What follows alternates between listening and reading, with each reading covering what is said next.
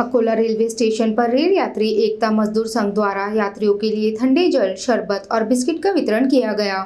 इस सेवाभावी कार्य में आरपीएफ सहित दानदाताओं ने सहयोग कर मानवता की मिसाल पेश की।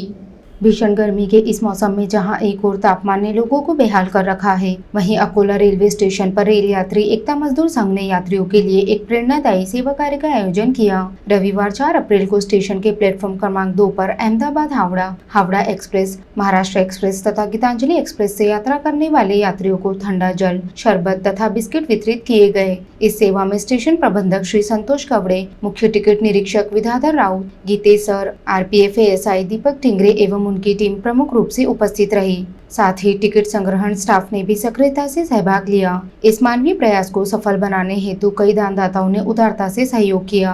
एएसआई दीपक टिंगरे ने 1000 रुपए, अधिकारी प्रणीता धामंडे ने 500 रुपए, नीरज खंडेलवाल ने 1100 रुपए, लीला येरुणकर ने 500 रुपए की राशि प्रदान की, जबकि कर्मचारी रामदास हटकर ने 100 बिस्किट पैकेट्स का योगदान दिया। संघ के सदस्यों में शुभम पांडे, प्रणीता धामंडे, जयश्री कृष्णा पाटिल समेत अनेक महिला कार्यकर्ता एवं स्थानीय पत्रकार उपस्थित रहे।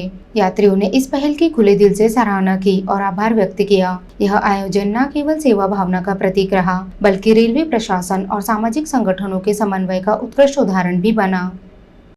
से अकोला आए और अहमदाबाद एक्सप्रेस में हमने सबको पानी वाटर किया, वो शरबत बिस्किट सबको, छोटे बच्चों को और बूढ़े लोगों को सबको अच्छा लगा और खुशी हुई कि सबको इतनी धूप में सबको एक पानी और शरबत मिला। सब अंदर से आशीर्वाद दे रहे हैं, पर हमारा काम है सेवा करने का, तो हम सबको सब जनों को मिले और हमारे रेल यात्री सब मेंबर्स ने सबके साथ दिया। धन्यवाद।